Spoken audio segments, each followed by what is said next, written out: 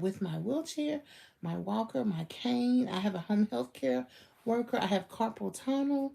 I have gout. I have lymphedema. All the stuff, honey. But guess what we're going to do? We're going to live our life and keep working on that mobility. So today I wanted to talk to you. I have another article, and it's Understanding Everyday Life of Morbidly Obese Adults, Habits, and Body Image. So we have to talk about this, and I put a couple of posts on today. We've got to talk about it. Okay, so this article is about morbid obesity is a progressive chronic condition associated with failed attempts at change and repeated relapses. I can definitely relate to that.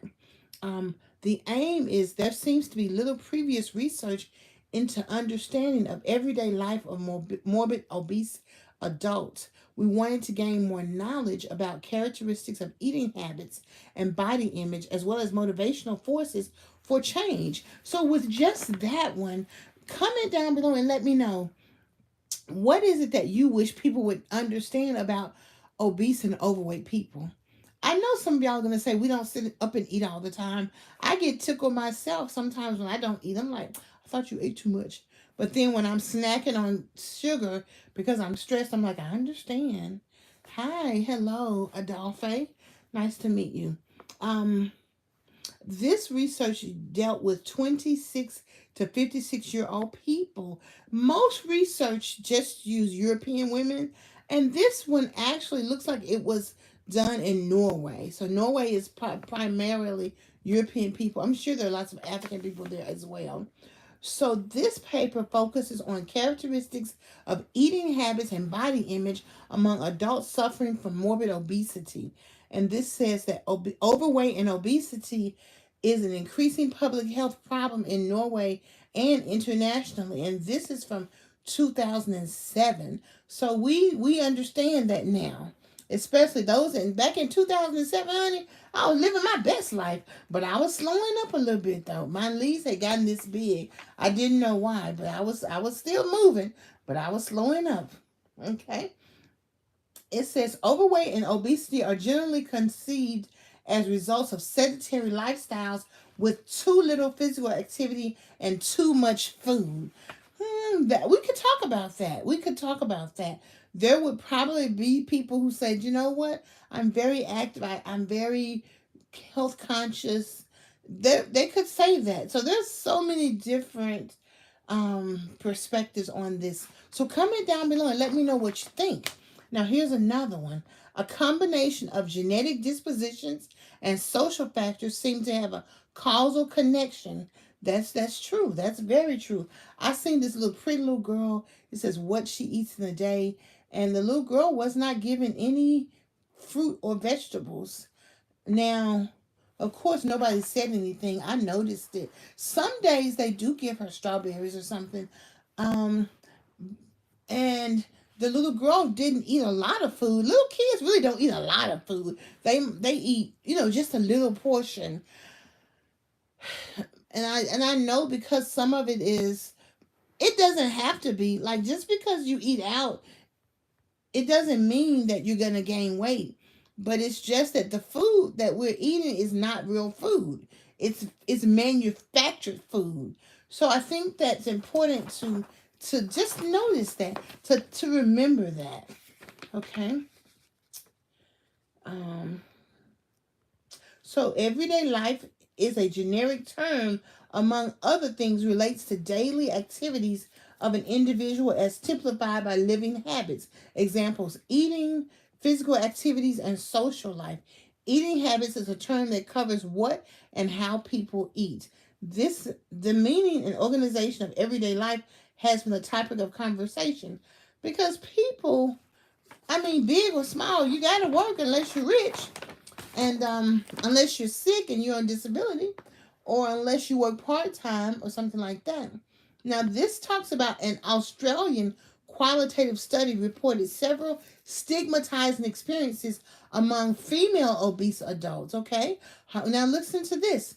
Being abused when used in public transportation, that's not nice. And not being able to fit into seats on the plane, that is, yes, I can relate to that. Participants often blame themselves for stigmatizing experiences. And I can agree with that too.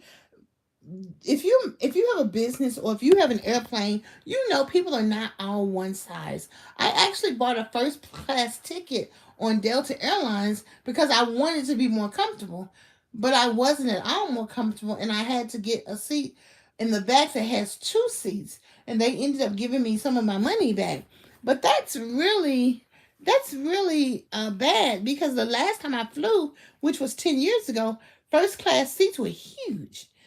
And so they just have made things smaller, but people weigh different sizes. So when it talks about the obese person being stigmatized, it's not fair. Hi, Evelyn. You don't have to stigmatize yourself and blame yourself. If you have a business, you have an obligation to think of all of us.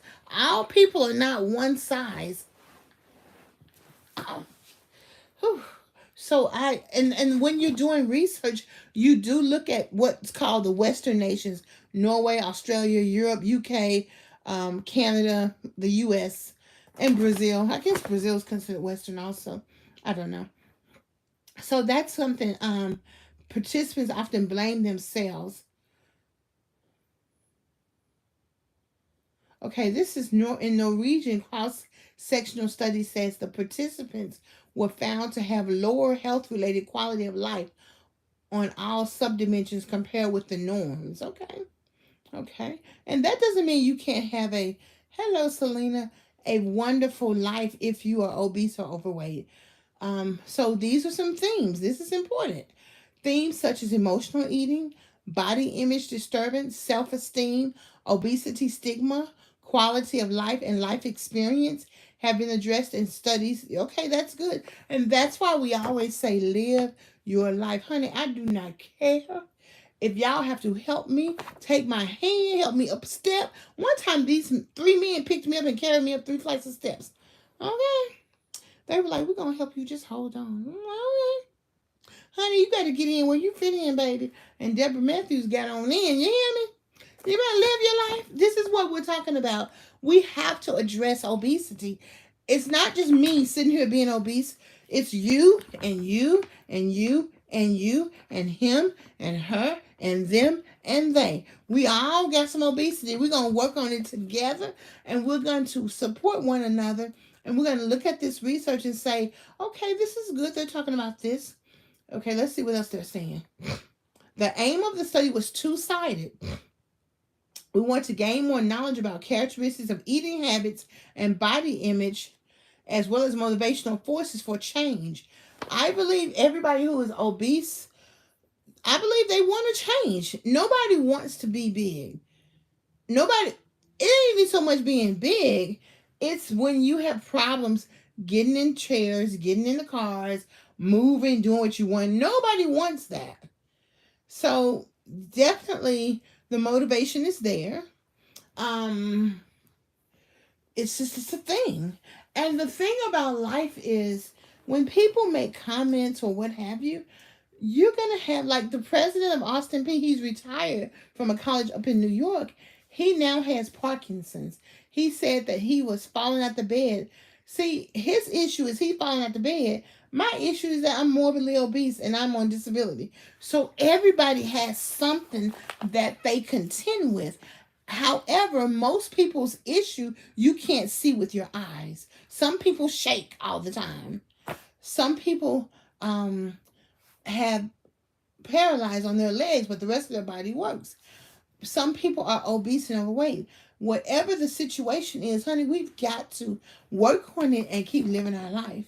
Okay, does that make sense? So I'm going to keep talking about this article. We've got to talk about the issues, and I'm going to meet with the Disability Down the Hill, and honey, I got a mouthful to say now.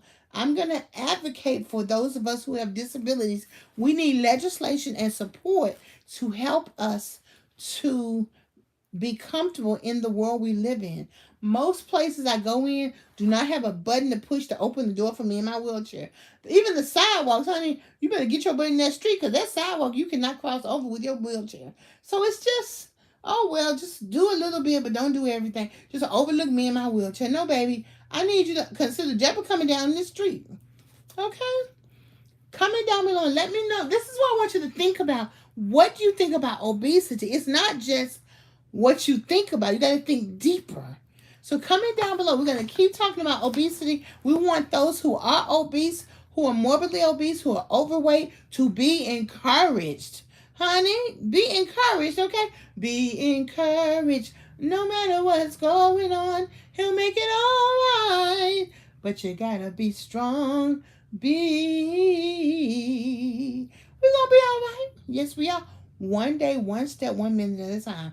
One knee shot at a time. One pain pill at a time. One massage at a time. Honey, we're gonna be all right. Okay? Peace and hair grease. Bye. Yes, we do. Let's talk about it. Oh, my goodness. We definitely need to talk about it. I'm going to get off now, but I'll be back. Keep talking about it in the comments. Keep talking about it.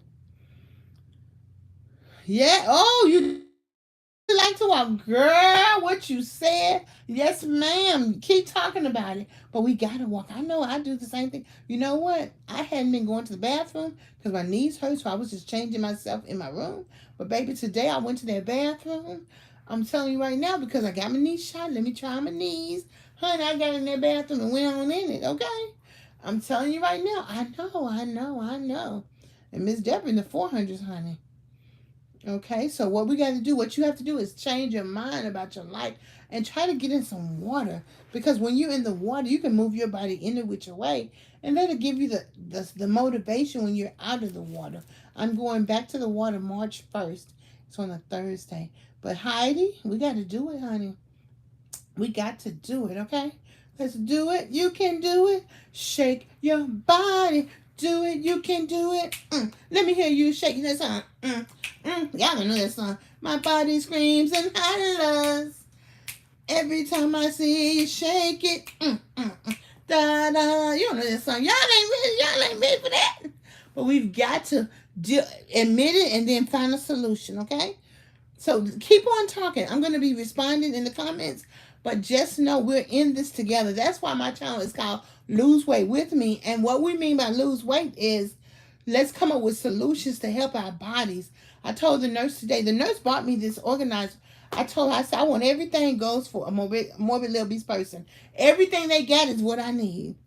And how about I get nothing? Because they act like they don't have it at the home medical supply store. I know I'm not the only one in the 400 pounds. But don't give up, Heidi. We got to work on that. You got to get up. And I do too. I'm scared to walk around this room. But we're going to get there, okay? Peace and hair grease. I appreciate you. Bye. Keep coming. Please continue to hit the like button. And don't forget to buy me a cup of coffee.